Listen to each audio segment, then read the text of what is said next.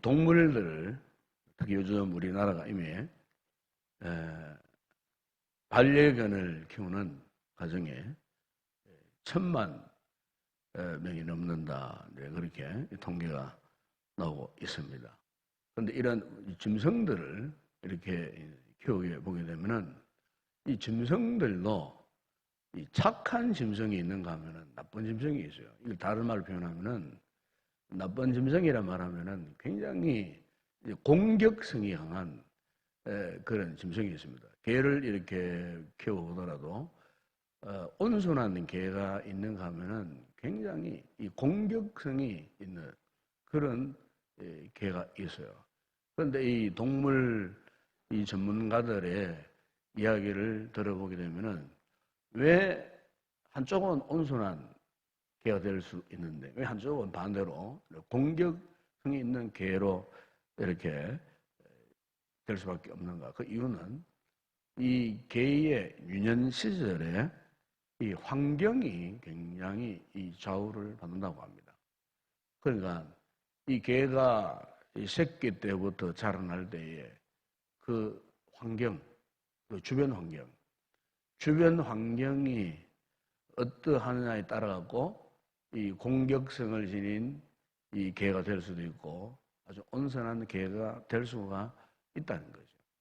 우리가 이제 이 사람의 이 가정도 마찬가지입니다. 가정에 이제 자녀들이 이렇게 이제 태어나고 또 이렇게 자라나잖아요. 그런데 그 자녀들 역시도 그 성격이나 성품이나 이런 모든 성향이 어디에 좌우를 받느냐 하면은 한 가정의 배경, 환경에 굉장한 좌우를 받습니다. 아마 여러분 최근에 뉴스를 아시겠지만은 참 이 계부한테 그 어린아이가 그 나이가 겨우 9살밖에 되지 않는 여아입니다. 여아가 너무나 모진 참 그런 학대를 받았어요. 뭐 마치 개처럼 목걸이를 하고 마음대로 움직이지도 못하도록 만들고 먹을 것을 제대로 주지 못해가고 몇 날 며칠 굶어 넘지. 이 아이가 참다가 그 집에서 탈출을 하는데 이곳 지붕을 타고 건너가가지고 남의 집에 들어갔는데 제일 먼저 먹은 게 그 집 주인이 이렇게 끓이다 요리를 하다만 이 짜파게티를 먹었다는 거 아닙니까? 제가 그 뉴스를 듣는데 왠지 너무나 가슴이 아프고 너무나 참 우리 시대에 참 이런 가정도 있구나. 그래서 결국에는 그 집에서 탈출해가지고 길거리로 도망을 치다가 그 동네의 사람들에게 발견되어가지고 이 경찰에 넘겨야 된다. 알고 보니까 수년 동안 이 계부에게 엄청난 학대를 받아. 이 어린아이가 도저히 견디지를 못해서 그렇게 탈출했다. 우리 사회에 참 가슴 아픈 이런 참 사연이 있는 그런 가정을 이렇게 우리가 보지 않았습니다. 만약 우리의 자녀들이 그 같은 열악한 환경에서 자라나면 절대로 온전한 인간성을 가지지 못합니다. 그건 분명히 그렇습니다. 어릴 때부터의 환경이 정말 중요한 겁니다. 그래서 어쨌든 우리 성도들의 이 가정은 다른 거 필요 없어요. 뭐 물질도 필요하고 아이들한테 뭐 먹을 것도 공급해 주는 것도 정말 중요한 일이지만은 정말 중요한 것은요.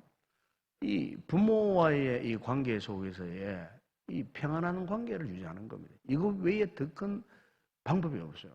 우리의 자녀들이 각 가정에서 인격적으로 참 온전한 사람으로 이렇게 건강한 사람으로 자라나기 위해서는 뭐 다른 어떤 것보다도 가정 안에서의 이 가족 관계의 화평한 관계 이게 정말 중요해요. 오늘 여기에 이 성경에도 이 말씀하지 않습니까? 본문에 모든 사람과 더불어 화평함과 거룩함을 따르라. 이 화평, 평안이란 말이에요. 평안. 사람과의 이 소통의 이 관계도요 평안해져야 돼요. 어떤 사람은 자꾸 사람을 이렇게 대적하려고 하는 심리가 작동하는 사람들이 있어요. 자꾸 이렇게 원수를 맺으려고 하는 이런 사람들이 있어요. 나라에 정치하는 사람들도 보면 그래요.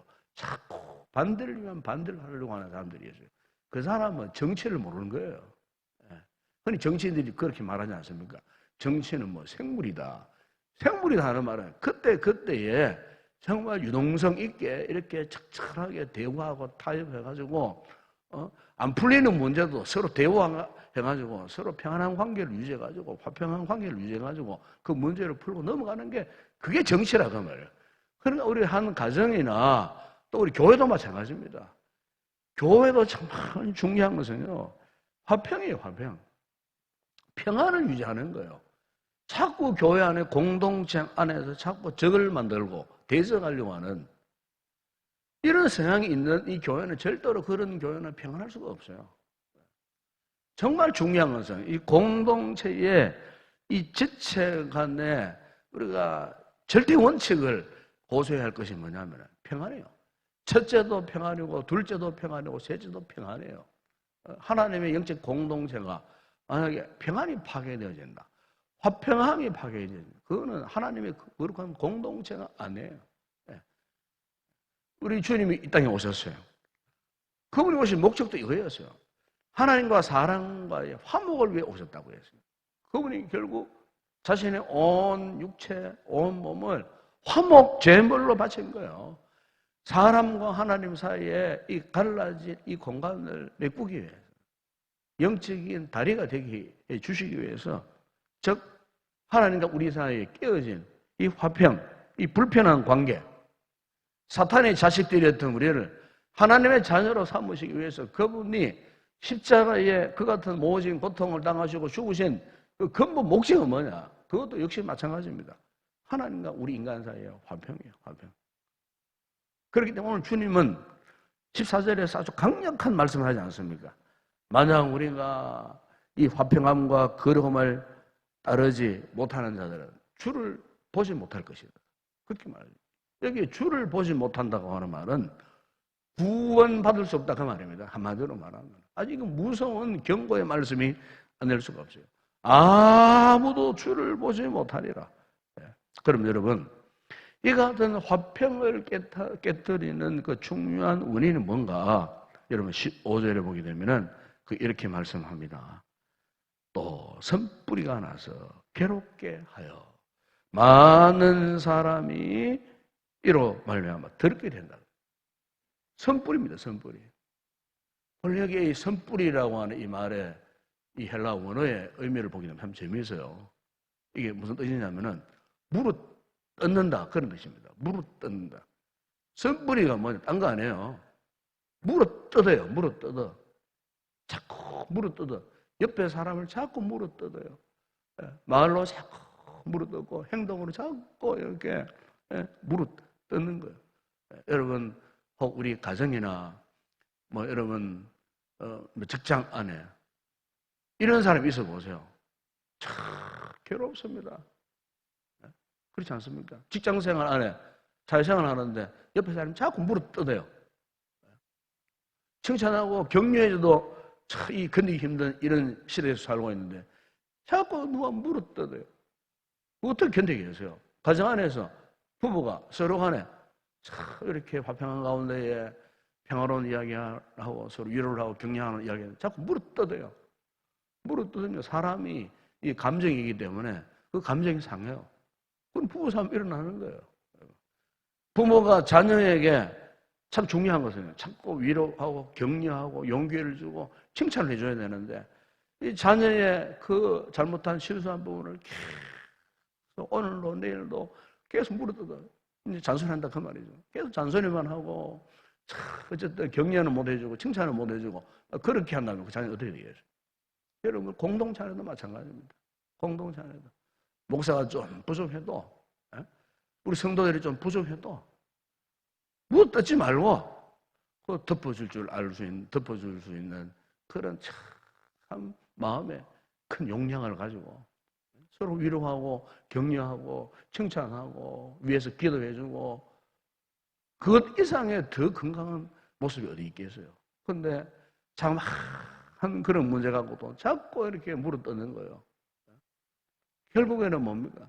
우리 자신도 모르게 우리 자신으로 만약에 선뿌리가 되어갖고 있다면은 그 공동체는 그야말로 불행해질 수밖에 없는 거예요. 왜 우리가 생각이나 우리의 마음이나 행동 가운데 이런 선뿌리가 있으면 안 되느냐? 여러분, 선뿌리는 뭐냐? 하나님의 은혜를 방해하는 요소입니다. 선뿌리가 있으면 혹 우리 마음에 이 같은 누구를 자꾸 이렇게 물어뜯으려고 하는 마음, 즉 자꾸 누구를 정오하고 누구를 비꼬고 누구를 자꾸 비판하고 비아냥거리는 이상한, 이걸 이제 심리학에서는 이상심리라고 합니다. 이상심리. 이상심리가 있어요. 이상심리가 해결되지 않으면요, 하나님 은혜를 경험 못해요. 이게 정말 중요한 거예요. 우리가 왜 우리의 내면에 우리의 삶 속에 이 같은 선뿌리가 있으면 되지 않느냐? 오늘 15절에 분명하게 말씀을 하고 있지 않습니까? 그 보면은 하나님의 은혜에 이르지 못하는 자가 없더라. 하나님의 은혜, 하나님의 은혜에 이르지 못하는 자가 없도록 그래요. 이 선뿌리가 하나님의 은혜에 이르는 것을 자꾸 방해하는 거예요. 여러분, 우리 신앙생활에 아주 원초적으로 정말 중요한 것은 은혜입니다. 은혜. 은혜요. 성도가 은혜가 상실되어져 보세요. 성도가 은혜의 영역에서 벗어나 보세요. 그럼 우리는 아무것도 안 해요. 하나님 앞에. 오늘 우리가 이 순간까지 존재할 수밖에 없었던 가장 그 동력, 힘은 뭐냐? 하나님의 은혜요. 너희가 그 은혜를 위하여 믿음으로 말미암아 구원을 얻었나니 이것이 너희에게서 난 것이 아니라 하나님의 선물이라 할 정도로 이 은혜는 우리의 성도의 삶에 있어서 절대적인 거예요. 그런데 이 은혜를 자꾸 방해하는 요소가 있다 그 말이에요. 그게 뭐냐? 오늘 본문에서 그 지적을 합니다. 선뿌리라 그래요. 선뿌리. 우리 마음에 심리적인 영적인 선뿌리. 우리로 하여금 하나님 앞에 믿음으로 더 이상 나아가지 못하게 하도록, 은혜의 거룩한 보좌 앞에 나아가지 못하도록 그 하나님의 은혜를 맛보고 경험하면서 살아야 되는데, 그 하나님의 은혜를 경험하지 못하도록, 그 하나님의 은혜를 더 이상 신뢰하지 못하도록 자꾸 우리를 방해하는 것들이 있다는 거예요. 방해하는 것들이. 그래서 오늘 본문에 히브리서 기자가요, 이 은혜롭지 못한 삶의 이 전형을요, 비유를 들잖아요. 비유를. 누구의 비유를 듭니까? 이 에서의 비유를 듭니다. 에서.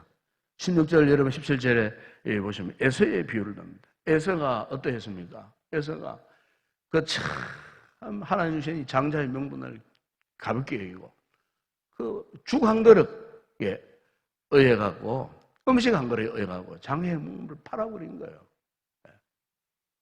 이것은 정말 하나님 은혜를 모르는 사람이에요. 한마디로 이것은 오늘 본문에 표현하지 않았습니까? 망령된 자라 그랬어요. 망령된. 여기 망령된다 하는 것은 뭐냐? 하나님을 하나님으로 인정하지 않는 거예요. 하나님을 거부하는 행위예요.